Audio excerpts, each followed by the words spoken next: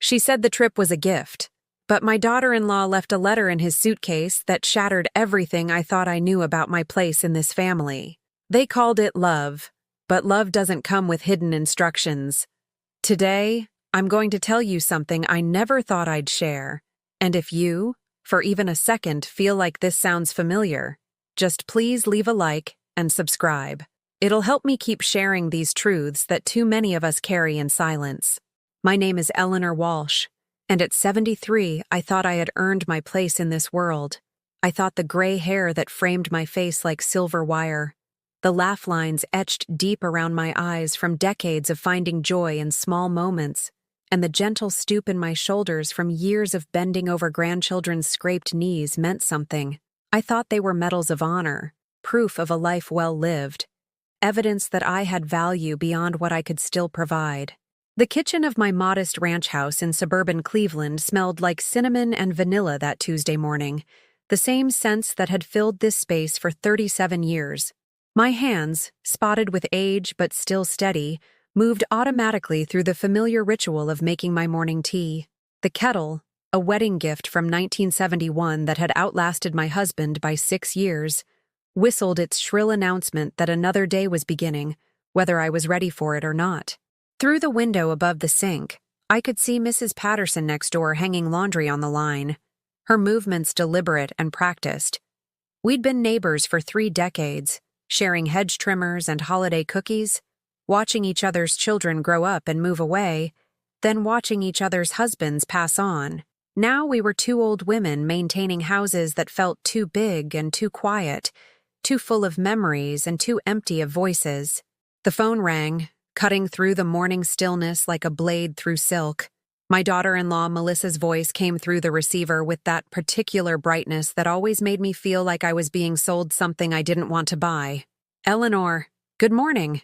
Her enthusiasm felt manufactured, like the artificial sweetness of diet soda. "I have the most wonderful surprise for you and Daniel. We've been talking and we think you both need some time together. Just the 2 of you. When's the last time you had that?" I set my teacup down carefully, the china making a soft clink against the saucer. When was the last time Daniel and I had spent time alone together?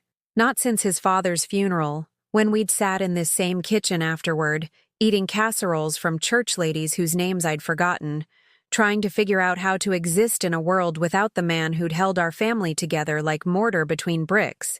"That's thoughtful of you, dear," I managed, though something in her tone made my chest tighten with unnamed anxiety. "What did you have in mind?" "A long weekend at Sunset Bay Resort. You know, that beautiful place up the coast with the lighthouse? I've already made reservations. 3 days, 2 nights. You'll love it. They have walking trails, a lovely dining room, and the most gorgeous ocean views. It's exactly what you both need." The enthusiasm in her voice felt forced, like a spotlight shining too bright on something that should have remained in shadow. Melissa had never been particularly concerned with my needs before. In the 5 years since she'd married my son, our relationship had been cordial but distant, marked by polite conversations at family gatherings and carefully neutral exchanges. When she called to ask if I could babysit my granddaughter Emma on short notice. "When would this be?" I asked, already sensing that this wasn't really a question, that the plans had been made and my participation was simply expected rather than requested. "This weekend.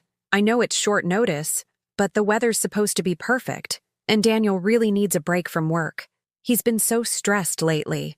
She paused, and I could hear something else in her voice now, something that sounded almost like relief. "I'll even pack your bag for you, Eleanor.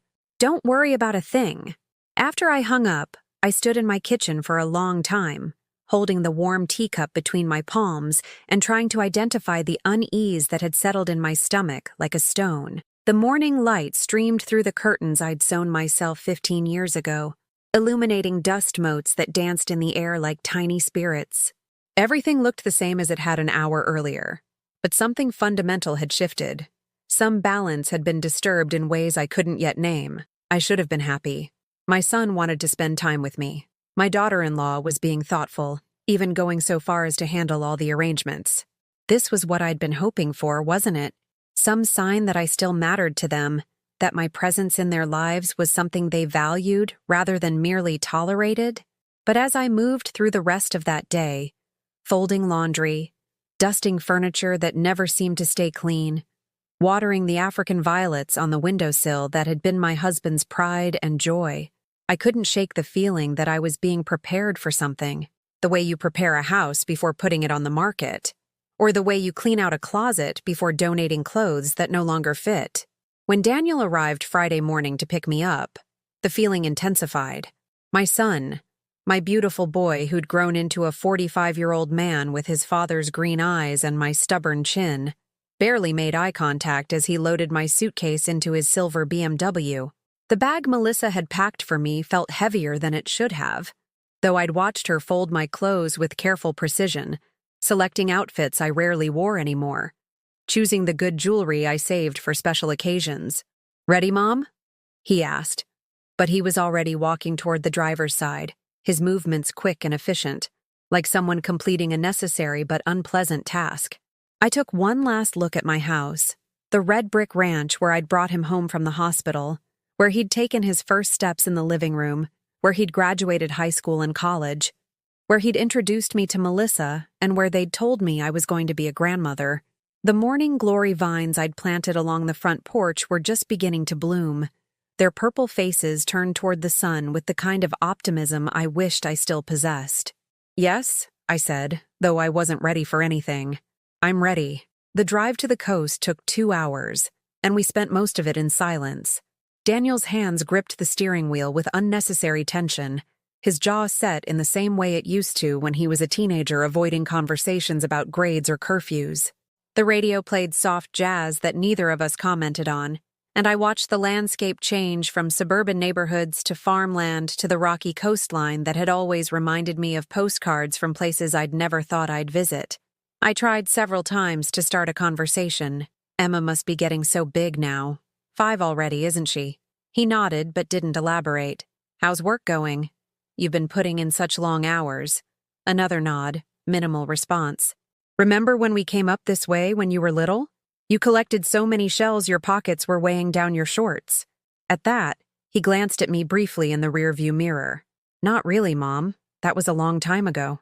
"Not really." The words stung more than they should have, dismissing not just a memory but the importance of that memory, the way it had lived in my heart for 35 years as proof that we'd once been close, that I'd once been the center of his world the way he'd been the center of mine. The Sunset Bay Resort was exactly as Melissa had described, charming in the way that expensive places always manage to be, with weathered shingles and window boxes full of geraniums, a circular driveway that curved around a fountain where cherub statues spouted water in graceful arcs. The kind of place where wealthy people came to pretend they were living simply, where the rustic furniture cost more than most people's cars. Our rooms were on the second floor, connected by a door that Daniel immediately locked from his side. I unpacked my suitcase alone, hanging up the dresses Melissa had chosen, all of them in colors that washed out my complexion, making me look even older and more fragile than I felt. At the bottom of the bag, I found a note in her handwriting. "Have a wonderful time. You both deserve this. XOXO, Melissa." The paper felt expensive between my fingers, and the handwriting was too careful, too perfect, as if she'd practiced it several times before writing the final version. That night, as I lay in the unfamiliar bed listening to the ocean waves crash against the shore below, I tried to convince myself that I was being paranoid, that my unease was just the natural result of being somewhere new, of disrupting routines that had become as essential to my daily existence as breathing. But deep in my chest, in the place where mothers keep their most primitive instincts, something was screaming danger. Something was telling me that this beautiful weekend by the sea wasn't a gift at all. It was a goodbye. And I was the only one who didn't know it yet. The next morning brought fog so thick I could barely see the ocean from my window, though I could hear it, relentless waves beating against rocks like a heartbeat that wouldn't slow down. Daniel knocked on my door at exactly 8 o'clock, his punctuality feeling more like a schedule than affection. "Ready for breakfast, Mom?" His voice carried the same forced cheerfulness Melissa had used on the phone, and I wondered if they'd practiced this together, rehearsed how to sound normal while executing whatever plan they'd made for my life. In the resort's dining room, surrounded by other families who seemed genuinely happy to be together, I watched my son check his phone between bites of Eggs Benedict.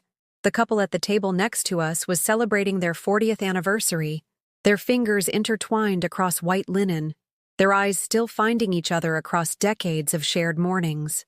I'd once believed Daniel and I would always have that kind of connection, that invisible thread between mother and child that nothing could sever. "Daniel," I said quietly, setting down my coffee cup with trembling fingers, "is everything all right? With you, I mean. With us." He looked up from his phone, and for just a moment I saw something flicker across his face. Guilt, maybe, or regret. But it passed so quickly I might have imagined it. "Everything's fine, Mom. Just enjoy your breakfast. Just enjoy your breakfast." As if enjoyment was something I could summon on command, as if the knot of anxiety in my stomach would dissolve because he told it to. But I'd been summoning enjoyment on command for years, hadn't I? Smiling when I wanted to cry, agreeing when I wanted to argue, giving when I had nothing left to give. It had started so gradually I hadn't noticed when accommodation became erasure, when love became exploitation. It began after Harold died. My husband, my anchor, my voice of reason, my partner in the daily negotiation of living, had suffered a massive heart attack while mowing our front lawn on a Saturday afternoon in July. One moment, he was pushing the old Craftsman mower in neat rows across the grass we'd planted together 30 years earlier, and the next he was gone, leaving me with a half-finished lawn and a completely unfinished life. Daniel had been wonderful those first few weeks. He'd handled the funeral arrangements, the insurance paperwork, the endless phone calls from banks and credit card companies and subscription services that didn't understand that Harold wouldn't be needing their services anymore. He'd slept on our couch for 2 weeks making sure I ate, making sure I remembered to take my blood pressure medication, holding me when the grief hit in waves so powerful I thought they might drown me. "Don't worry about anything, Mom," he'd said, sorting through Harold's clothes with gentle efficiency. "I'll take care of everything. You just focus on getting through this." And I had trusted him. Completely. The way you trust someone who shares your DNA, who learned to walk holding your hand, who called you Mama in the dark when nightmares seemed too real to bear alone. The first request came 3 months later. Daniel and Melissa had been looking at houses, he explained. Something bigger now that Emma was walking and getting into everything. They'd found the perfect place, a colonial in Westlake with a big backyard and excellent schools, but they were just short on the down payment. "It's only temporary, Mom," he'd said, sitting in the same kitchen chair where his father used to read the morning paper. "We'll pay you back with interest once the mortgage goes through. It's just that the market is so competitive right now, and we need to move fast." $15,000, half of the life insurance money that was supposed to sustain me through whatever years I had left. But looking at my son's earnest face, at Melissa holding baby Emma on her hip, at the hope in their eyes for the future they were trying to build, how could I say no? "Of course," I'd said, already reaching for my checkbook. Family helps family. They'd moved into their dream house 6 weeks later. I'd helped them pack, helped them clean, helped them paint Emma's new nursery a cheerful yellow that made the room glow like sunshine. The house was beautiful. Hardwood floors, granite countertops, a master bathroom bigger than my entire kitchen. I'd been so proud of them, so happy that I could contribute to their success. The payment plan they'd promised never materialized. When I'd gently brought it up 6 months later, Daniel had looked genuinely surprised. "Oh, right. The thing is, Mom, we've got all these new expenses now. The mortgage, the property taxes, Emma's daycare. Can we work something out? Maybe start payments next year?" Next year became the year after that. Then it became when Daniel gets his promotion. Then it became something we just didn't talk about anymore, like an embarrassing family secret that everyone pretended didn't exist. But the requests didn't stop. Emma needed a special car seat, the expensive kind that would keep her safe in their new SUV. Could I help? Of course I could. $800. Their heating system failed during a brutal Cleveland winter. The repair was going to cost $3,000, but they were already stretched thin with Christmas coming. Could I help? Of course I could. After all, I couldn't let my granddaughter freeze. Daniel's promotion finally came, along with a celebration dinner at the kind of restaurant where they brought the wine list on a clipboard and the servers introduced themselves like they were auditioning for Broadway. I'd worn my best dress, navy blue with small pearls, the one Harold had always said made my eyes look like sapphires. "We couldn't have done this without you, Mom," Daniel had said, raising his glass of wine that cost more than I spent on groceries in a week. "Your support has meant everything to us." Support. That's what we called it. Not loans, not financial assistance, not the systematic draining of my limited resources. Support.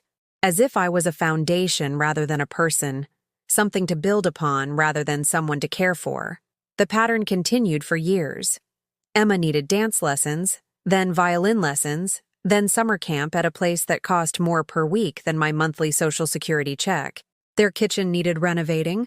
The granite wasn't quite the right shade, apparently. Daniel's car needed replacing. Melissa's car needed replacing. Their fence needed replacing. Their roof needed work. Each request came with gratitude, with promises of payback, with explanations about temporary setbacks and future windfalls that never quite materialized. Each request came with the implicit understanding that saying no would make me the kind of mother who didn't support her family's dreams, who valued money over love, who was selfish in the way that old people were supposed to be selfish. And I gave. Of course I gave. Because what was money compared to belonging? What was financial security compared to seeing my granddaughter's face light up when she got the latest trendy toy or the designer backpack that all her friends had? What was my modest comfort compared to their obvious happiness? I learned to shop at discount grocery stores, clipping coupons with the dedication of a scholar. I learned to keep my thermostat at 65 in winter and 78 in summer. I learned to make my own coffee instead of buying it, to mend clothes instead of replacing them, to find free entertainment in libraries and parks instead of movies and restaurants. I told myself I was lucky to be needed, blessed to be able to contribute to their success. When my arthritis flared up and I couldn't afford the good pain medication, I reminded myself that Emma's happiness was worth more than my comfort. When my roof started leaking and I had to put buckets in the living room during storms, I reminded myself that their beautiful home was partly my accomplishment too. But the invitations to that beautiful home became less frequent over time. Holiday dinners shifted from my house to theirs, then from their house to restaurants where I insisted on paying, even though the prices made my eyes water. Family gatherings became shorter, more formal, marked by the kind of polite conversation you might have with distant relatives you saw once a year. I told myself this was natural. They were busy people with full lives. Daniel had responsibilities at work. Melissa had her book club and yoga classes and volunteer work at Emma's school. They couldn't be expected to spend all their free time with an old woman who had nothing more interesting to offer than stories about people they'd never met and opinions about television shows they didn't watch. But late at night, in the empty house that echoed with 37 years of family life, I sometimes allowed myself to wonder, was I buying their presence in my life? Had love become a transaction where I provided the funds and they provided the minimum amount of attention necessary to keep the arrangement functioning? The thought felt treacherous, disloyal to everything I'd believed about family and sacrifice and unconditional love. Good mothers didn't keep score. Good mothers gave without expecting anything in return, except the satisfaction of knowing their children were happy and successful. But as I sat in that expensive resort dining room, watching my son scroll through emails while his untouched food grew cold, the treacherous thought returned with new clarity. Was I used? The question hung in my mind like smoke. Impossible to wave away, impossible to ignore. Had I been so desperate to remain relevant in their lives that I'd allowed myself to become an ATM with a heartbeat, a resource to be tapped whenever needed and ignored when not? Mom? Daniel's voice cut through my thoughts. You've been staring at your plate for 5 minutes. Are you feeling okay? I looked down at my own untouched breakfast. Eggs that had gone cold, toast that had gone hard, coffee that had gone bitter. Just like everything else, it seemed. I'm fine, I said, the lie coming as easily as all the others I'd told myself over the years. Just thinking, but I wasn't fine. And for the first time in 6 years, I was beginning to understand exactly how not fine I really was. The second day began with Daniel announcing he had just a few work calls to make from his room. By noon, I was sitting alone on the resort's wraparound porch, watching other families build sandcastles and collect seashells, while my son conducted business behind a locked door. An elderly couple walked by holding hands, the woman pointing excitedly at a pelican diving for fish. They looked like Harold and I might have looked if we'd had more time, if we'd taken more trips together, if I hadn't spent our later years convinced that saving money was more important than making memories. "Excuse me, dear," the woman approached with a gentle smile. "Would you mind taking our picture by the lighthouse?" I agreed, grateful for the human contact. As I looked through their camera viewfinder, I saw decades of shared adventures in their matching sun hats, their coordinated walking shoes, the way they naturally leaned into each other without thinking about it. "How long have you been married?" I asked, handing back their camera. 52 years next month," the man replied proudly. "We're celebrating by doing all the things we never had time for when we were busy raising kids and building careers." "That's wonderful," I managed, though the words felt like glass in my throat. Harold and I had been married 48 years when he died. We'd planned to travel more, to take the cruise to Alaska I'd circled in travel brochures for years, to visit the grandchildren we thought we'd have time to spoil properly. Instead, I'd spent those years writing checks and making excuses, funding other people's dreams while my own slowly evaporated. "Are you here with family?" the woman asked kindly. "My son," I said, gesturing vaguely toward the building. "He's working." Their expressions shifted slightly, the way people's faces change when they recognize a sadness they don't know how to address. They wished me a pleasant day and continued their walk, leaving me alone with the growing realization that this trip wasn't about spending time together at all. It was about getting me away from Cleveland, away from my house, away from whatever they were planning in my absence. That evening, Daniel emerged from his room long enough for dinner. We sat in the resort's elegant dining room, surrounded by couples celebrating anniversaries and families on vacation, while he checked his phone between every bite.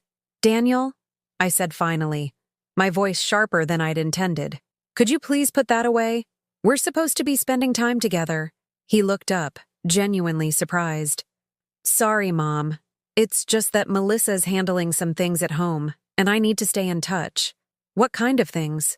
"Just household stuff. Nothing you need to worry about. Nothing I needed to worry about. In my own city. In the life I'd built over 7 decades. The dismissal stung like a slap. "I'm 73, not 7, I said quietly.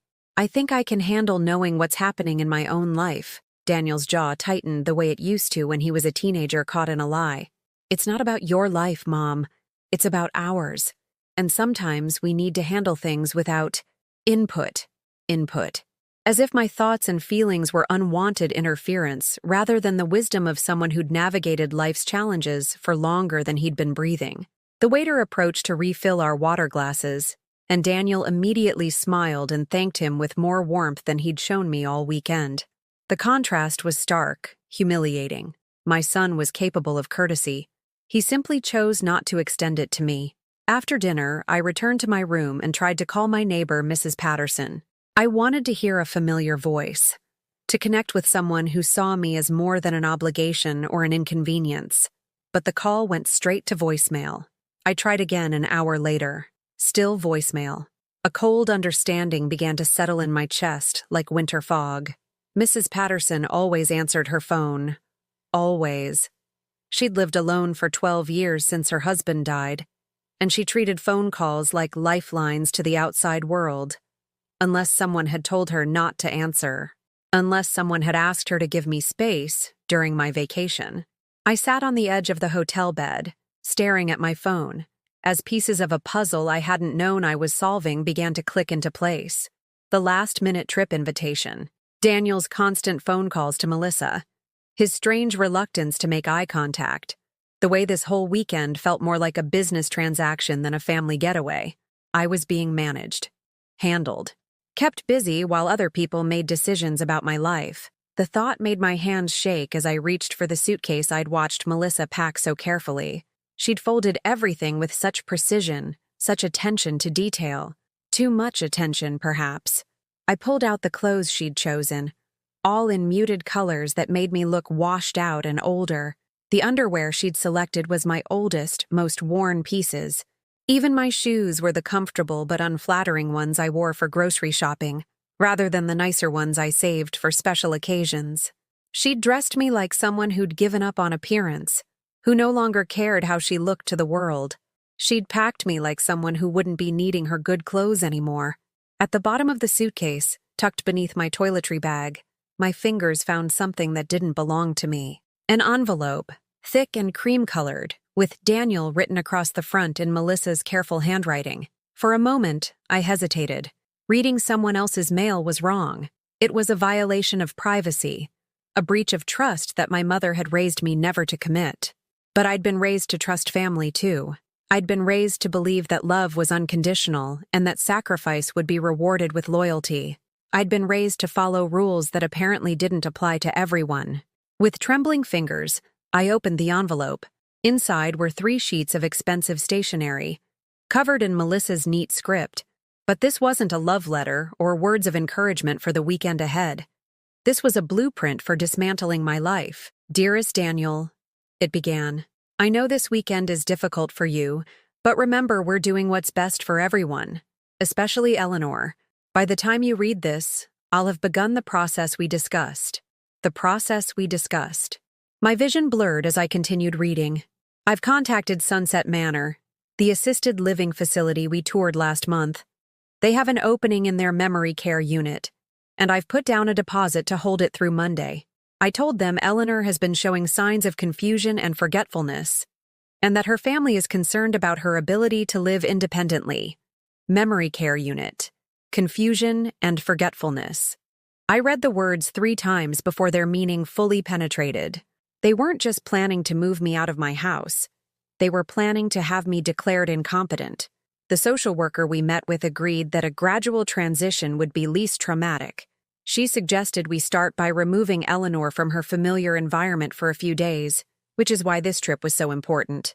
Meanwhile, I'm packing up her personal items and arranging for an estate sale company to handle the furniture and household goods. An estate sale. They were selling my possessions while I sat in a hotel room thinking we were bonding. I know she'll be upset initially, but the doctor assured us that elderly people adapt to new environments more easily than we expect, especially when they receive proper care and medication to help with the transition. Medication to help with the transition, to make me compliant, to make me forget that I'd once had a life, a home, choices of my own. The letter continued with practical details that made my blood run cold. Melissa had already transferred my mail to their address. She'd spoken to my bank about changing my account access. She'd contacted Medicare about updating my address for benefit purposes. The lawyer confirmed that once she's been declared incompetent, we'll have full power of attorney and can make all necessary decisions about her care and finances. The house should sell quickly in this market. Comparable properties are going for at least $180,000, which will more than cover her care expenses and finally pay off our credit cards. Finally pay off their credit cards. The money I'd given them over the years hadn't been enough. Now they wanted everything. My house, my independence, my right to make decisions about my own life. The final paragraph made my hands shake so violently I could barely hold the pages. "Remember, Daniel, she's been declining for months. The confusion, the forgetfulness, the way she repeats stories we've all heard before.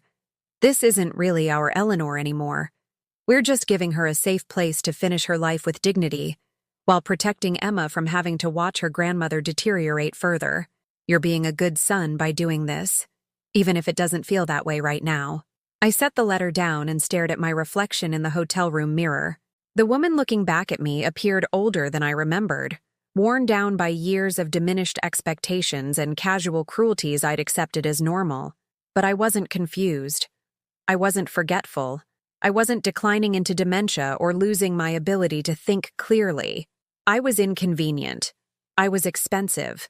I was an obstacle to the lifestyle they wanted to maintain with the money my house would provide. They'd been grooming me for this moment for months, maybe years.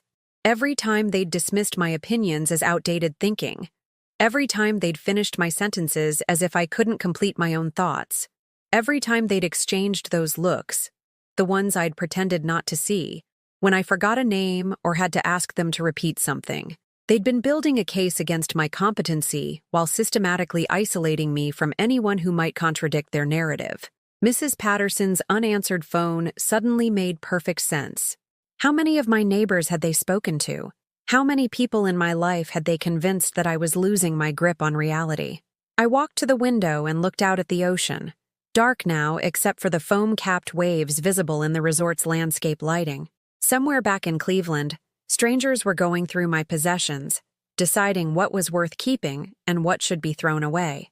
They were handling my mother's china, my wedding photos, the books Harold had given me on birthdays and anniversaries. They were erasing me while I sat in a beautiful hotel room, being kept safely out of the way. The phone on the nightstand rang, making me jump. Daniel's voice came through the receiver, carefully casual. "Hey, Mom. I just wanted to check on you. Everything okay?" "Everything's fine," I heard myself say, though nothing would ever be fine again. "Good. Sleep well. We'll head home tomorrow after breakfast." Home. He still called it home, even though by tomorrow it wouldn't be mine anymore. After I hung up, I sat in the chair by the window for hours, watching the lighthouse beam sweep across the water in its eternal pattern, back and forth, a warning to ships that rocks lay ahead. That safe passage required careful navigation, but no one had warned me. No one had told me that the people I'd loved most in the world had become the very rocks I needed to avoid. I had less than 12 hours before Daniel would expect me to return to Cleveland docilely, to discover that my life had been dismantled in my absence and react with the confused helplessness they'd already convinced everyone to expect. Less than 12 hours to decide whether I would let them bury me alive in their version of mercy, or whether I would fight back. For the first time in years, the choice was entirely mine, and I knew exactly what I was going to do. I didn't sleep that night. Instead, I sat by the window watching the lighthouse beam cut through the darkness, planning my words with the precision of a surgeon preparing for a life-saving operation. Because that's what this was. An operation to save whatever was left of my life. When Daniel knocked on my door at 7:30 the next morning, I was already dressed and waiting. I'd put on the nicest outfit Melissa had packed, a navy dress that, while unflattering, still carried some dignity. I'd applied lipstick from the small tube I always carried in my purse, the one Melissa hadn't thought to confiscate. "Ready to head home, Mom?" Daniel asked, avoiding my eyes as he reached for my suitcase. "Actually," I said, my voice steady despite the earthquake happening in my chest, "I think we need to talk first." Something in my tone made him freeze. For the first time all weekend, he looked directly at me, and I saw fear flicker across his features like lightning in a storm cloud. "Talk about what?" I held up Melissa's letter, watching as the color drained from his face. He didn't ask how I'd found it or why I'd read it. He didn't pretend confusion or try to deny its contents. The guilt written across his expression told me everything I needed to know about how long he'd been carrying this burden. "Mom, I can explain." "Can you?" I sat down in the room's single chair, folding my hands in my lap with the composure I'd learned from 73 years of handling crises. "Can you explain how my son decided I was no longer competent to live my own life? Can you explain how you've been lying to me for months while planning to have me institutionalized?" Daniel sank onto the edge of the bed, his head in his hands. For a moment, he looked like the little boy who used to confess to breaking my favorite vase or tracking mud through the house. But this wasn't childhood mischief. This was the systematic destruction of my autonomy. "It's not what you think," he said finally. "We're not trying to hurt you. We're trying to help." "Help?" The word came out sharper than I'd intended. "Help by lying to me? Help by stealing my house while I'm away? Help by convincing a doctor I've never met that I'm mentally incompetent? You've been struggling, Mom, more than you realize. Last month, you called me 3 times asking if we were still coming for Sunday dinner when we'd never made plans. You forgot Emma's birthday until the day after. You've been repeating the same stories over and over." I studied my son's face, searching for signs of genuine concern beneath the desperation. "So you decided, without consulting me, that I need to be locked away?" "It's not locked away. Sunset Manor is beautiful. It's safe. There are activities, other people your age, medical staff available 24 hours a day. You'll have everything you need. Everything except freedom. everything except my home. Everything except the right to make my own decisions. Daniel's phone buzzed with a text message. He glanced at it reflexively, and I caught a glimpse of Melissa's name on the screen before he quickly put it away. "She's asking if you've signed the papers yet, isn't she?" I said quietly. His silence was answer enough. I stood up and walked to the window, looking out at the ocean that had seemed so peaceful yesterday, and now felt like a barrier between me and the life I was fighting to keep. "How long have you been planning this, Daniel?" "Mom, how long?" He was quiet for so long I thought he might not answer. When he finally spoke, his voice was barely above a whisper. "Since Christmas. Christmas. 8 months ago." I remembered that day with painful clarity now. How strangely formal everyone had been. How quickly they'd opened presents and moved through dinner. How eager they'd seemed for me to leave. I'd attributed their behavior to holiday stress, never imagining they were already viewing me as a problem to be solved. "You've had 8 months to talk to me about your concerns," I said, still facing the window.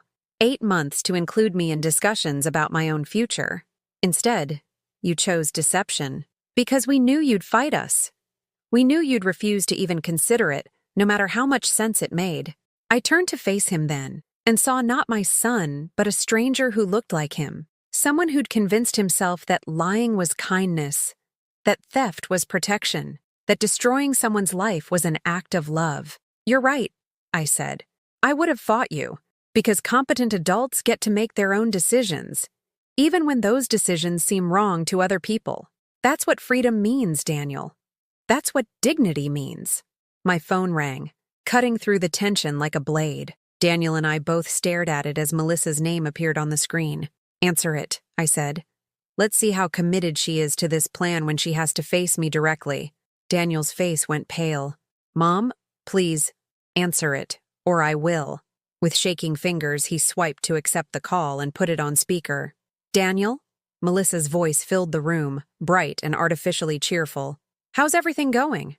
Is Eleanor ready to come home?" "Hello, Melissa," I said before Daniel could respond. "I'm here. And yes, I'm very ready to come home. To my home.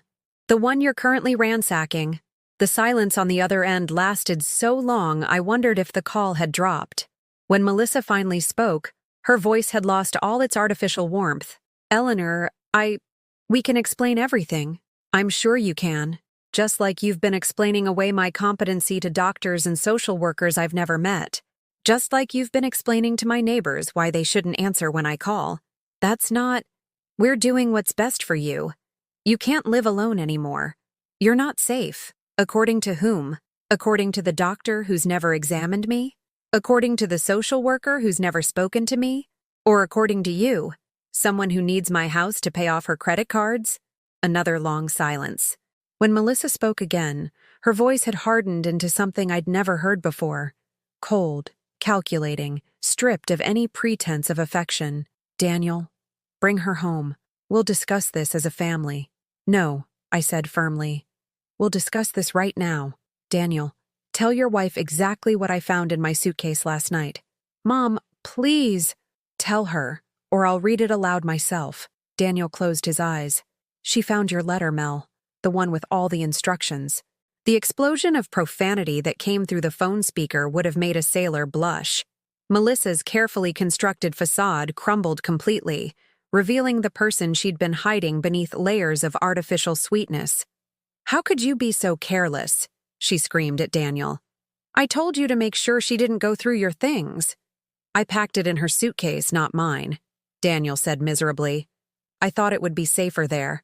"You thought? You don't think, Daniel. That's why I have to handle everything myself. Now she knows the whole plan and everything is ruined." I listened to them argue about me as if I weren't there, as if I were already the incompetent old woman they'd decided I was. But instead of feeling hurt or diminished, I felt something I hadn't experienced in years. Clarity. This wasn't about my welfare.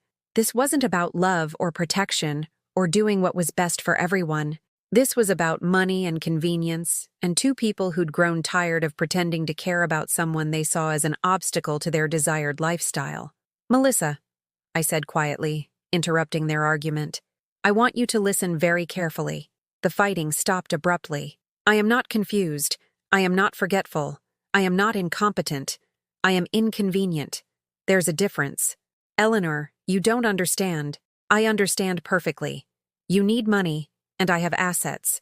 You want freedom from the obligation of caring about me, and removing me from my home solves that problem. You've convinced yourselves that what you're doing is merciful, but mercy that serves the person giving it isn't mercy at all. It's selfishness dressed up in pretty clothes. Through the phone, I could hear what sounded like someone throwing something. A book, maybe, or a coffee cup hitting a wall. Fine, Melissa shouted. You want the truth? The truth is that you're a burden. You call it inconvenient times. You expect us to drop everything when you need help. You guilt us into giving you money we don't have for things you don't need. We have our own lives to live, our own family to take care of. I guilt you into giving me money? The laugh that came out of me was sharp and bitter. Melissa, I've given you over $60,000 in the past 6 years. I've never asked for a penny in return. That was different. That was helping family. And what you're doing now? What is this? Silence. This is helping ourselves, I continued. And you know what? I understand that. I understand being tired and overwhelmed and needing space. What I don't understand is the lying, the manipulation, the cruelty of making me believe this weekend was about us spending time together, when it was really about keeping me distracted while you destroyed my life. Daniel was crying now, silent tears streaming down his face. Whether from guilt or frustration or genuine sorrow, I couldn't tell. Maybe it didn't matter. We can work this out, Melissa said, her voice shifting back toward artificial calm. We can find a solution that works for everyone. We can, I agreed. But it won't be the solution you've already chosen for me. It will be a solution I help create. About my life, in my house, with my involvement. Eleanor, be reasonable.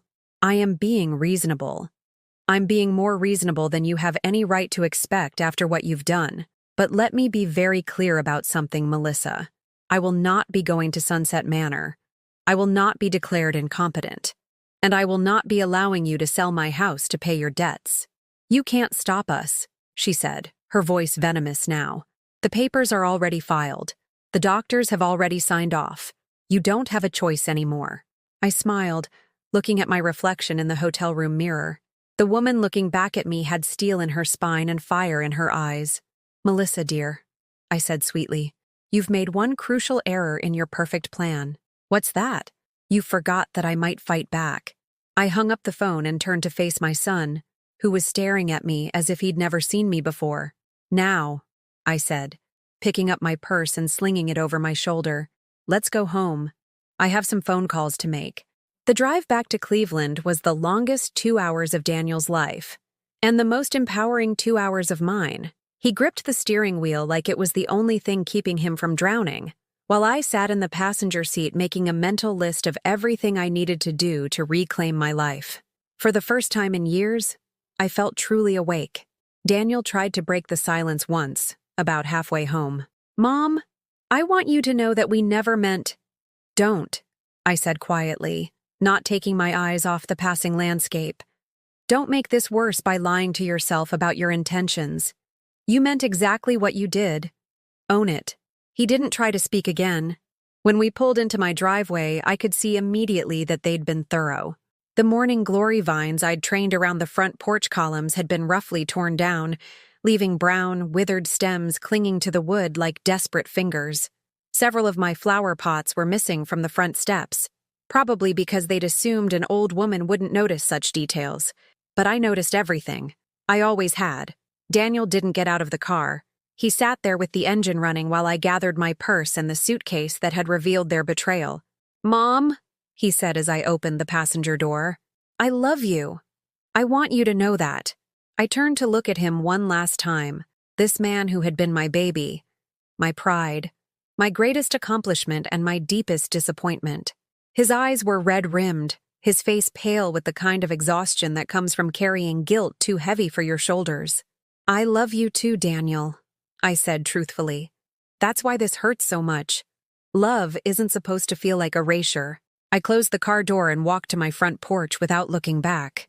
I heard him sit there for a long moment before finally driving away. probably to face Melissa's fury about how badly he'd handled the confrontation. My key still worked in the front door, which surprised me. I'd half expected them to have changed the locks already. But when I stepped inside, the house felt like a crime scene. They'd been careful. I had to give them that. Nothing was obviously missing. At first glance, everything looked normal, but I'd lived in this house for 37 years. I knew where every book belonged on every shelf, could tell you which coffee mug was missing from the kitchen cabinet, could sense the absence of small treasures the way a mother senses when a child has a fever. My mother's silver candlesticks were gone from the dining room mantel. The small watercolor painting Harold had bought me for our 20th anniversary, missing from the hallway. The crystal vase my sister had given me before she died. The one I'd filled with garden roses every summer for 15 years. Vanished from the living room end table. They'd taken things they thought I wouldn't notice immediately. Items that could be quietly sold or donated, without obvious gaps in my daily life. But every absence felt like a small death. Another piece of my history erased by people who saw my possessions as assets rather than memories. I set my suitcase down in the foyer and reached for my phone. Mrs. Patterson answered on the first ring. "Eleanor, thank God you're home. I've been so worried." "Worried about what, exactly?" There was a pause. "Well, that nice daughter-in-law of yours called and said you were having some health concerns, that you might be confused if you tried to call me while you were away. She asked me not to answer, to give you space to rest. But it didn't feel right." "Dolores," I said, using her first name instead of the formal address we'd maintained for 30 years of neighborly friendship. "I need you to know something. I am not confused. I am not having health problems. I have been betrayed by my family, and I need your help." Another pause, longer this time. Then, "Come over. Right now. I'll put the coffee on." Dolores Patterson's kitchen smelled like cinnamon rolls and honest conversation. She listened without interrupting while I told her everything. The fake vacation, the letter, the plan to have me declared incompetent, the systematic theft of my possessions. When I finished, she was quiet for a long time, staring into her coffee cup as if it might contain answers to questions she'd never thought to ask. "I should have known," she said finally. "Last week, a social worker came by asking questions about you, whether I'd noticed any signs of confusion, whether you seemed able to care for yourself, whether I thought you were safe living alone." My blood ran cold.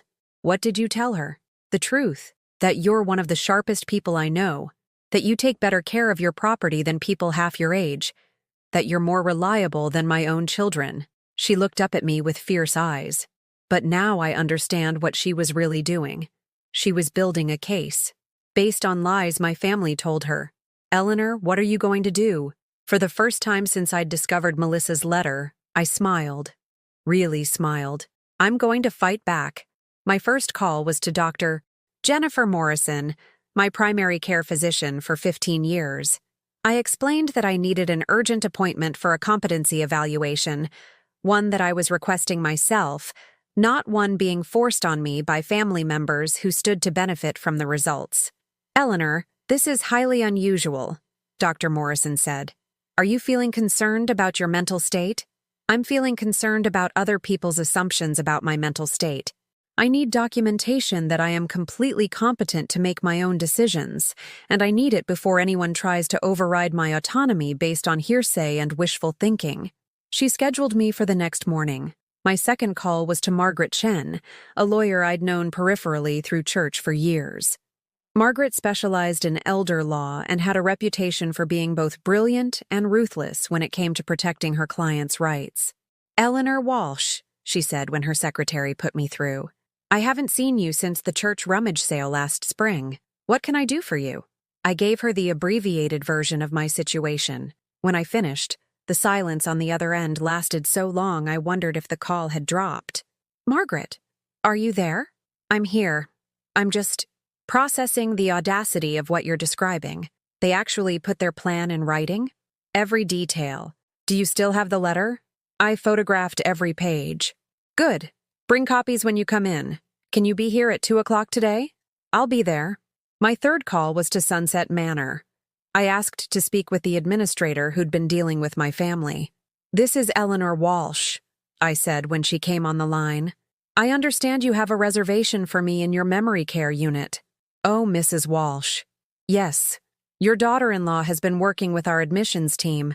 We're looking forward to welcoming you to our community. I'm calling to inform you that I will not be needing your services. I am not suffering from dementia or any other condition that would require memory care, and any representations to the contrary have been made without my knowledge or consent. There was a pause. I'm sorry, Mrs. Walsh, but there seems to be some confusion. Your family has provided medical documentation indicating medical documentation from a doctor who has never examined me. I'll be having my own physician provide you with an updated assessment of my mental state. In the meantime, I want my name removed from your waiting list and any deposits refunded to the person who made them. Ma'am, I'm not sure we can— You can, and you will. Because the alternative is explaining to your licensing board why you were planning to admit someone against their will based on fraudulent medical claims. The administrator's tone changed immediately. Of course, Mrs. Walsh, we'll look into this right away. By evening, I'd accomplished more in one day than I had in months of passive acceptance. Dr. Morrison had conducted a thorough cognitive assessment and declared me not only competent, but sharper than most people half your age. Margaret Chen had reviewed Melissa's letter and assured me that I had solid grounds for both criminal charges and civil litigation. The social worker who'd been interviewing my neighbors had been contacted by Margaret's office and informed that her investigation was based on false information. But the most satisfying moment came when I opened my front door to find Emma standing on my porch, holding a small overnight bag and looking uncertain. "Grandma Eleanor?" she said in her sweet 8-year-old voice. "Mom said I was supposed to stay with you tonight because they have to go somewhere." I looked past her to see Melissa's car pulling away from the curb, and I understood immediately what was happening. They were using Emma as a weapon, sending her to soften my resolve, to make me remember what I stood to lose if I continued fighting them. But as I looked down at my granddaughter's innocent face, I realized they'd made a critical error. They'd reminded me what I was fighting for. "Come in, sweetheart," I said, taking her small hand in mine. "How would you like to help Grandma bake some cookies?" As we mixed flour and sugar in my kitchen, Emma chattered about school and her friends and the new book she was reading. She didn't mention the tension between her parents, didn't ask why she was staying with me on a school night, didn't seem to notice that some of my belongings were missing. She just existed in the moment, the way children do, trusting that the adults in her life would handle whatever needed handling. And for the first time in years, I felt worthy of that trust. After Emma went to sleep in the guest room, I sat at my kitchen table with a cup of tea and Harold's old reading glasses, going through the financial records I'd retrieved from the filing cabinet Melissa apparently hadn't thought to search.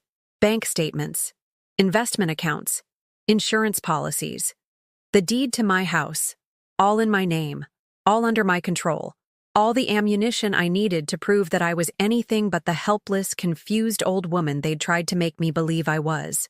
I'd spent 6 years letting them diminish me, accepting their version of who I was and what I was worth. I'd internalized their dismissal of my thoughts, their impatience with my stories, their assumption that age had made me irrelevant. But sitting in my own kitchen, surrounded by the life I'd built with my own hands, I remembered something I'd forgotten. I had raised strong children because I was strong. I had survived Harold's death because I was resilient. I had managed my finances, maintained my property, and preserved my independence because I was capable. I wasn't becoming less than I had been. I was becoming exactly who I needed to be. The phone rang as I was preparing for bed. Daniel's name appeared on the screen. "Hi, Mom. Is Emma settled in okay?"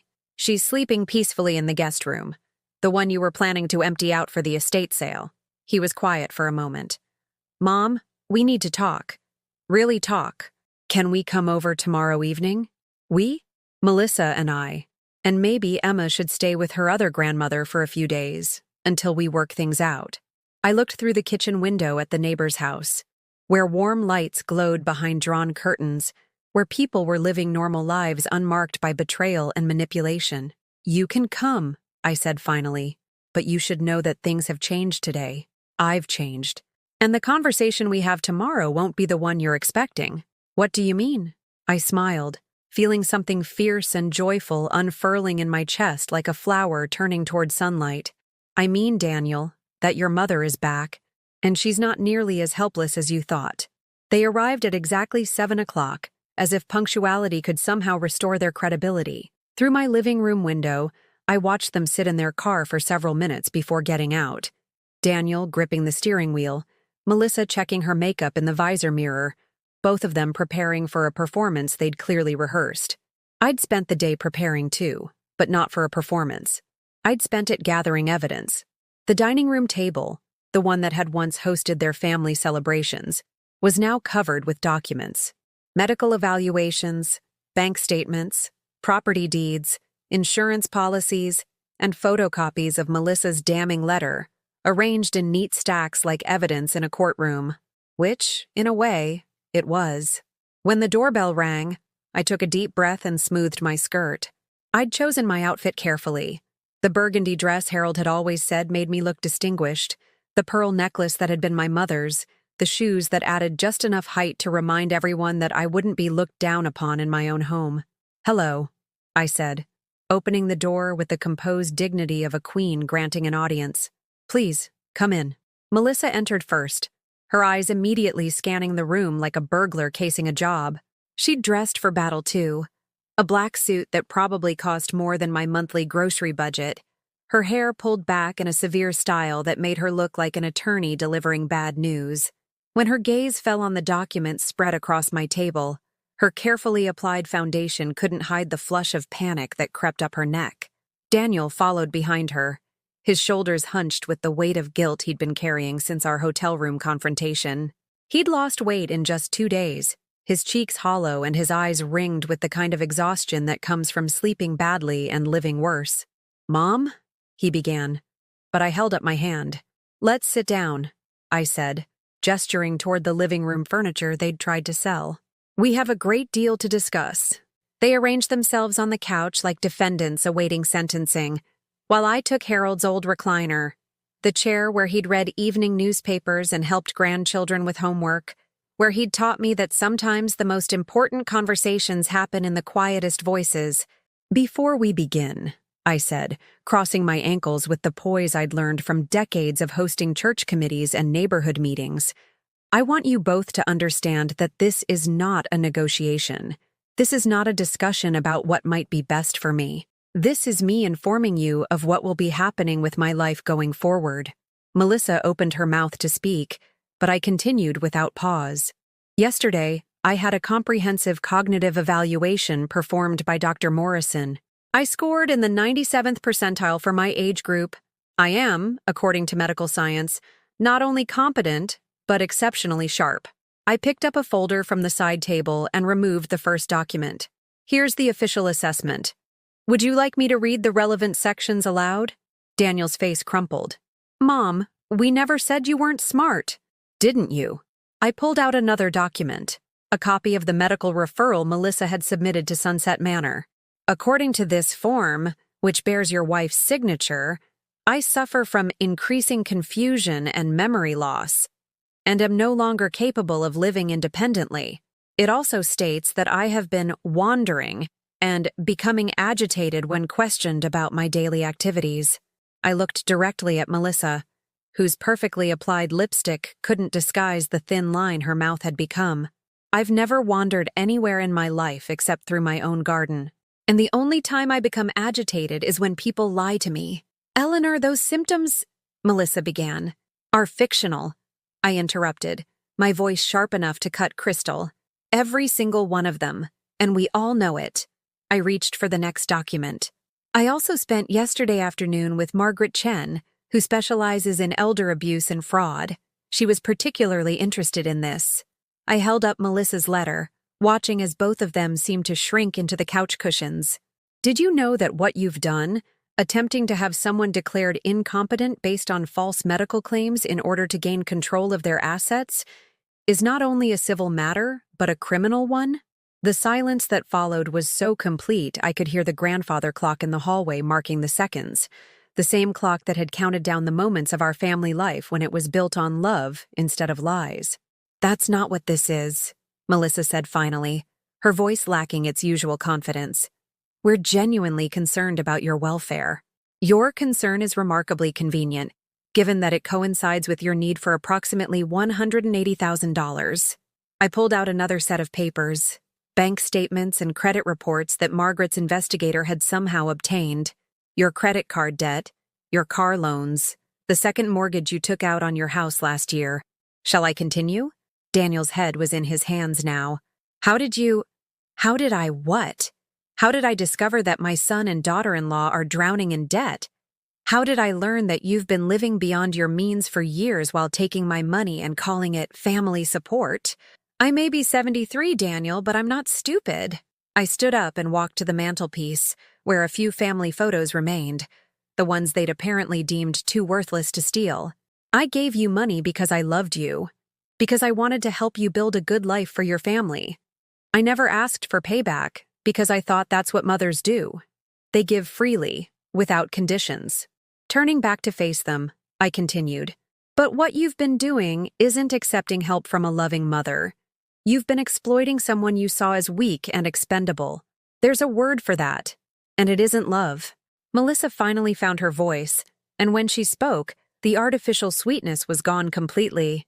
You don't understand what it's like trying to raise a child in this economy. Everything costs more than it used to. Emma's school, her activities, just basic living expenses.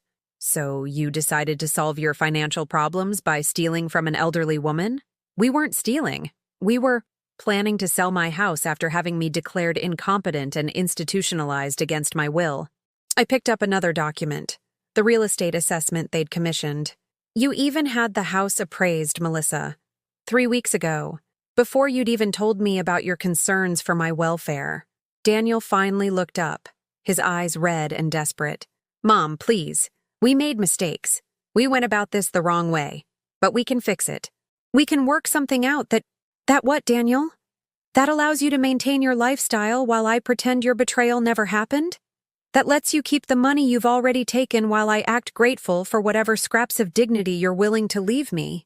I walked over to the dining room table and picked up the last folder, the one that contained what Margaret Chen had called my nuclear option. Here's what's going to happen, I said, returning to my chair with the composure of a judge delivering a verdict. First, you're going to return every item you've taken from this house. Every candlestick, every piece of art, every book and kitchen utensil and garden tool. I have a complete inventory, and I expect everything back within 48 hours. Melissa started to protest, but I held up my hand. Second, you're going to contact Sunset Manor and formally withdraw my application. You're going to explain that it was submitted without my knowledge or consent, and you're going to ensure that no such application is ever submitted again. Mom, Daniel began. Third, you're going to contact every doctor, social worker, and agency you've spoken to about my supposed incompetence. You're going to retract every false statement you've made about my mental state, and you're going to provide written confirmation that these retractions have been recorded in my medical files. I opened the final folder and removed a single sheet of paper. Fourth, you're going to sign this. Daniel reached for the document with shaking hands. What is it? A legally binding agreement that you will never again attempt to have me declared incompetent, never again try to gain control of my finances or property, and never again interfere with my right to make my own decisions about my life and care. Melissa's composure finally cracked completely. You can't be serious. After everything we've done for you? Everything you've done to me, I corrected. And yes, I am completely serious. And if we refuse?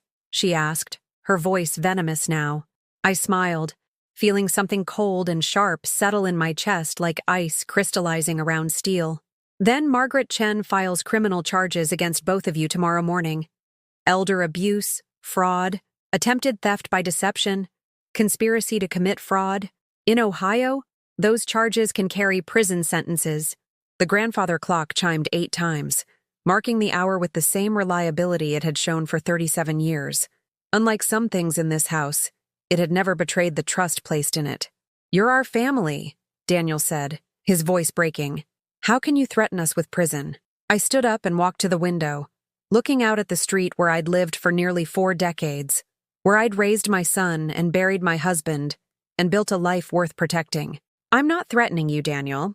I'm giving you a choice. You can sign that agreement and we can attempt to rebuild some kind of relationship based on honesty and respect.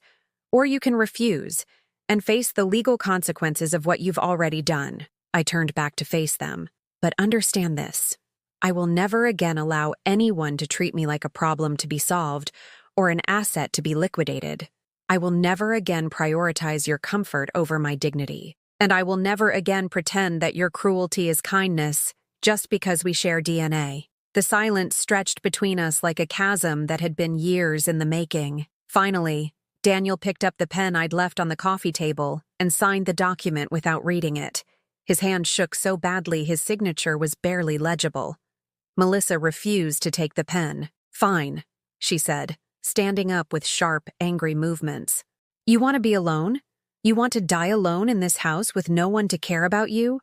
That's exactly what's going to happen." She grabbed her purse and headed for the door, then turned back with a look of pure venom. "But don't come crying to us when you can't take care of yourself anymore. Don't expect us to visit you in whatever nursing home you end up in. And don't expect Emma to remember a grandmother who chose her pride over her family."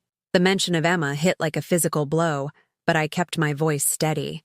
"If Emma forgets me because her parents teach her to, that will say everything about what kind of people you are, and nothing about what kind of grandmother I was." After they left, I sat in Harold's chair for a long time, listening to the house settle around me. It felt different now, not empty, but peaceful, like a battlefield after the smoke has cleared and you can finally see the terrain you've been fighting for. I'd won something tonight, but I'd also lost something that could never be recovered. The illusion that family love was unconditional, the belief that good intentions could excuse bad actions, the hope that the people I'd raised and supported and sacrificed for would choose me when choosing became necessary. But I'd gained something too. I'd gained myself back. And for the first time in years, that felt like enough. 3 months later, I stood in my kitchen on a Tuesday morning, wearing a dress I'd bought just because I liked the color, a deep emerald green that Harold once said brought out the flecks of gold in my eyes.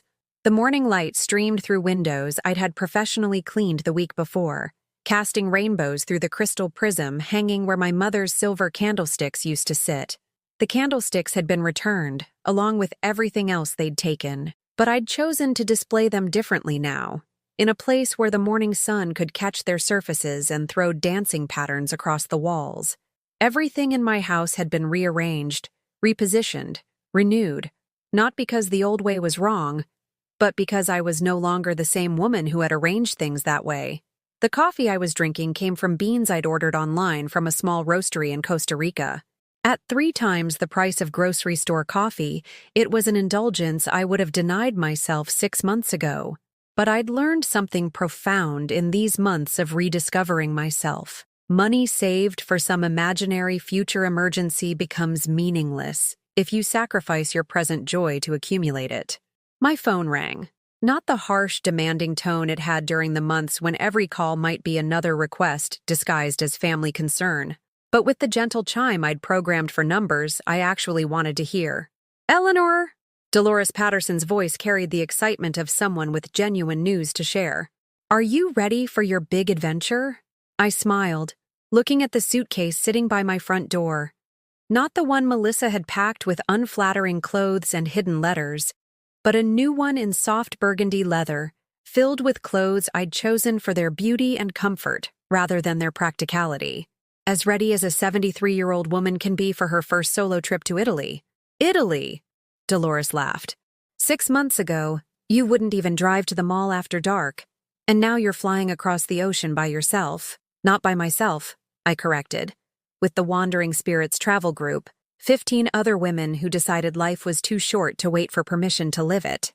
The travel group had been Margaret Chen's suggestion, discovered during one of our monthly lunches that had evolved from attorney-client meetings into genuine friendship. "Eleanor," she'd said over salmon and asparagus at a restaurant I'd never have entered before, "you've spent so much energy protecting your life that you've forgotten to live it.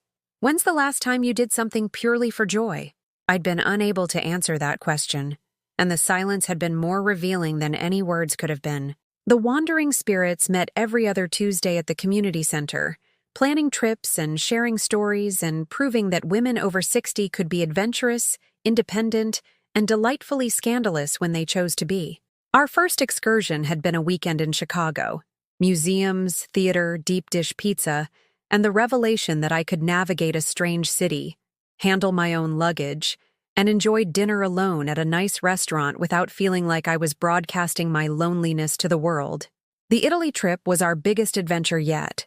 2 weeks in Tuscany, staying in converted farmhouses, taking cooking classes, exploring medieval hilltop towns, and generally living like women who understood that every day was a gift to be unwrapped, rather than endured. "Have you heard from Daniel?" Dolores asked gently. She was the only person who could ask that question without making it feel like an interrogation or a judgment. "He sent a card for my birthday," I said, touching the simple note that still sat on my kitchen counter 3 weeks later. "Just signed Love Daniel with no return address. I think Melissa makes him write them." The birthday card had been a small wound dressed up as kindness, enough contact to salve his conscience, not enough to require actual relationship. But I'd stopped expecting more than that. You can't force people to love you the way you deserve to be loved, and trying only diminishes you. Emma had sent a drawing, a stick figure family that included a grandmother with silver hair and a big smile, standing beside a house covered in flowers. Her mother had probably supervised the effort, but the joy in those crayon strokes felt genuine. Children forgive more easily than adults, and love more purely. Someday, when she was old enough to ask her own questions and form her own opinions, maybe Emma would find her way back to me, or maybe she wouldn't. I'd learned to hold that possibility without bitterness, the way you hold an injured bird, gently, with hope, but without demanding it fly. "How's your new project coming along?" Dolores asked, changing the subject with the intuitive kindness of a true friend. I looked toward my dining room, where the table that had once displayed evidence of my family's betrayal now held something entirely different. Research books, historical documents, and the beginnings of a manuscript I'd been working on for 2 months. "It's getting interesting," I said. "Did you know that 3 women from this neighborhood served as nurses during World War II? And one of them was only 19 when she volunteered for field hospital duty in France?" The local history project had started as a way to fill my evenings with something more meaningful than television. Margaret Chen had mentioned that the Cleveland Historical Society was looking for volunteers to research and document the untold stories of local women, and something about that phrase, untold stories, had resonated with me deeply. How many women's voices had been lost because their stories were deemed less important than the men they'd supported? How many contributions had been forgotten because they happened in kitchens and community centers rather than boardrooms and battlefields? I'd thrown myself into the research with the passion of someone who finally understood that her own story mattered, that her own experiences had value worth preserving.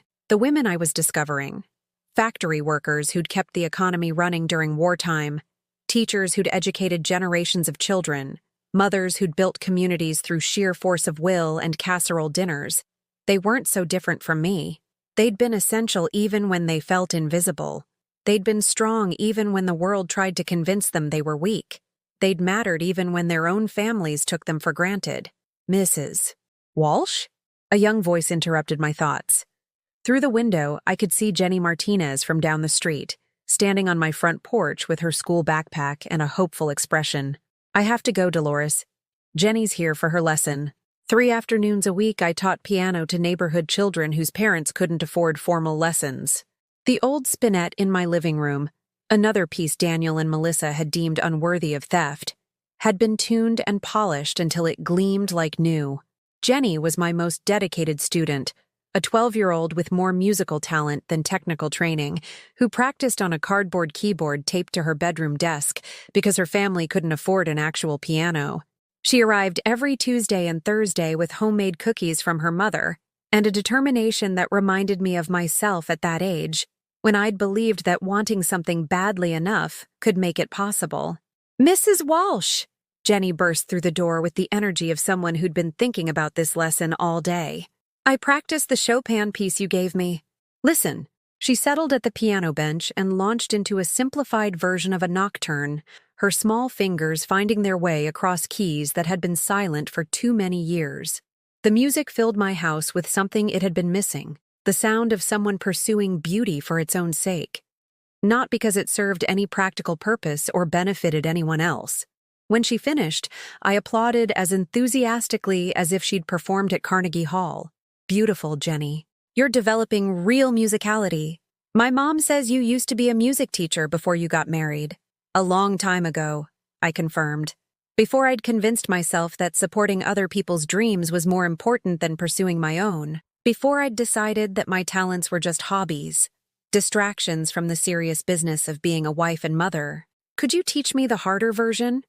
The one that sounds like raindrops?" I sat down beside her on the piano bench, my fingers finding the opening measures of the piece I'd once played from memory. The muscle memory was still there, buried under decades of believing that making music was selfish when there were dishes to wash and bills to pay and other people's needs to meet. "Like this," I said, playing the delicate melody that had once made Harold stop whatever he was doing to listen. "But you have to feel the story in the music, not just play the notes." For the next hour, we worked together, teacher and student, both of us learning something new about what was possible when you gave yourself permission to try. Jenny's enthusiasm reminded me why I'd fallen in love with music in the first place, and my experience gave her a foundation she couldn't get from YouTube videos and borrowed sheet music. When she left, promising to practice every day until our next lesson, I remained at the piano. My fingers moved across keys that had waited patiently for me to remember who I used to be, who I could still become. I played Harold's favorite song, the one he'd hummed while shaving, the one we'd danced to in this very living room on Saturday evenings when Daniel was small, and the future felt like something we were building together rather than something being done to us. The music filled my house with memories that no longer hurt, with echoes of love that had been real even if it hadn't been permanent. I wasn't playing for anyone but myself, and that felt like a revolution. As evening approached, I prepared dinner with the kind of attention I used to reserve for special occasions. Fresh vegetables from the farmer's market, seasoned with herbs I was learning to grow in containers on my back porch. A piece of salmon that cost more than I used to spend on protein for an entire week, but filled my kitchen with aromas that made me remember why cooking could be an act of love, especially when the person you were loving was yourself. I ate at my dining room table, the one they'd tried to sell, with my good china and a cloth napkin and a glass of wine I'd bought simply because the label was beautiful. The local news played softly in the background, but I wasn't really listening. I was too busy tasting my food, noticing how the late afternoon light painted my walls gold, appreciating the simple miracle of a day lived entirely according to my own choices. After dinner, I called my travel companions to confirm our departure time, then spent an hour selecting books for the long flight. Mysteries and poetry, and a biography of Georgia O'Keeffe, who'd painted flowers that looked like celebrations, and landscapes that looked like prayers. As I prepared for bed, I caught sight of myself in the bathroom mirror and was surprised by what I saw. The woman looking back at me had color in her cheeks and light in her eyes. Her hair, cut and styled by a professional for the first time in years, framed her face in soft silver waves that looked intentional rather than neglected. She looked like someone who knew her own worth, who'd stopped apologizing for taking up space in the world. She looked like someone who'd learned the difference between being needed and being valued, between giving from abundance and giving from emptiness. She looked like me, but better, stronger, free. Tomorrow, I would board a plane to Italy with 14 other women who'd decided that the best chapters of their lives might still be unwritten. We would drink wine in Tuscan vineyards and learn to make pasta from grandmothers who'd been perfecting their recipes for 70 years. We would visit art museums and hilltop churches and markets full of beautiful things we didn't need but might buy anyway, just because wanting something was reason enough to have it. But tonight, I was content to be exactly where I was, in my own home, in my own life, finally comfortable with my own company. The grandfather clock chimed 10 times, marking another hour in a life I was finally living instead of just enduring. And for the first time in years, I looked forward to seeing what tomorrow would bring. 1 year later, I stood in the arrivals terminal at Cleveland Hopkins International Airport, holding a sign that read, "Wandering Spirits," and wearing a confidence I'd earned through months of discovering who I was when no one else's needs came first. Around me, women were returning from our second international adventure, this time to Ireland, where we'd traced family genealogies, kissed the Blarney Stone, and learned traditional Irish cooking from women whose grandmothers had survived the potato famine through sheer stubborn refusal to surrender. Margaret Chen emerged from customs with her red hair windblown, and her face glowing with the satisfaction of someone who'd just spent 2 weeks proving that 71 was the perfect age for cliff hiking along the Ring of Kerry. "Eleanor!" she called, wheeling her suitcase through the crowd with the efficiency of a woman who'd learned to travel light in every sense of the word. "Wait until you see the photos from the cliffs of Moher. I climbed higher than women half my age." This was what I'd discovered in the year since I'd reclaimed my life. Adventure wasn't about age or circumstances or the approval of people who'd rather see you sitting quietly in a corner. Adventure was about saying yes to possibilities instead of no to risks, about choosing growth over safety, about understanding that the most dangerous thing you could do was stop believing in your own capacity for joy. The drive home took me through neighborhoods I'd lived near for 37 years but had never really explored. I'd been too busy maintaining other people's lives to build my own, too focused on being useful to remember that being happy was also important. Now I noticed things I'd missed before.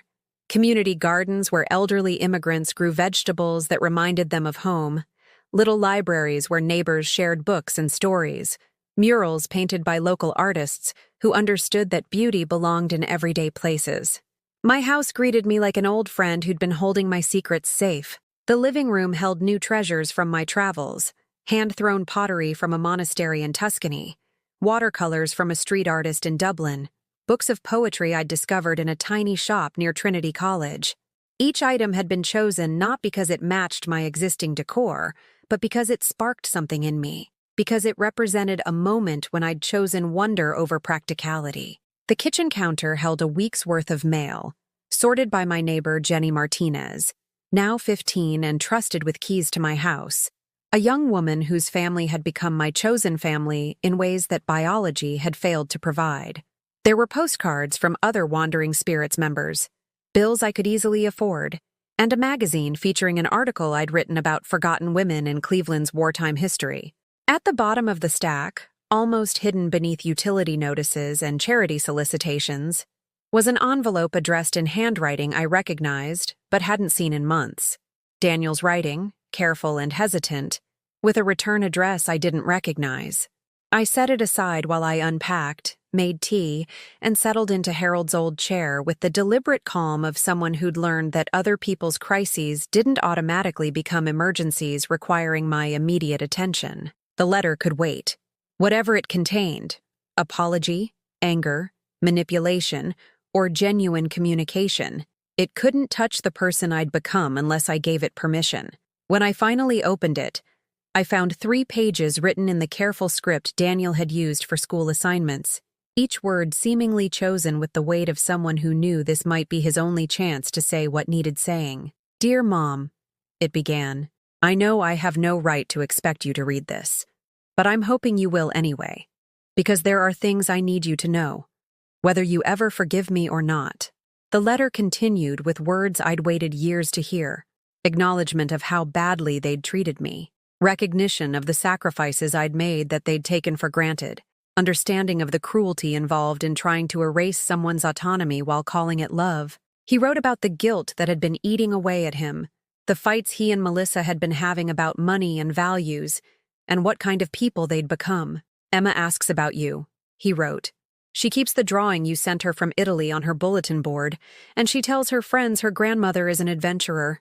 Melissa gets angry when she talks about you, but I think maybe Emma sees something in you that we forgot how to see. Something we convinced ourselves didn't matter because it was inconvenient for our plans." The most painful paragraph came near the end. "I know I lost the right to call myself your son when I tried to steal your life from you. I know saying I'm sorry doesn't undo the damage or give you back the months you spent thinking your own family saw you as a burden. But I want you to know that I see now what you've always been. Not just my mother, but a whole person with your own dreams and rights and value that has nothing to do with what you can give other people." He didn't ask for forgiveness.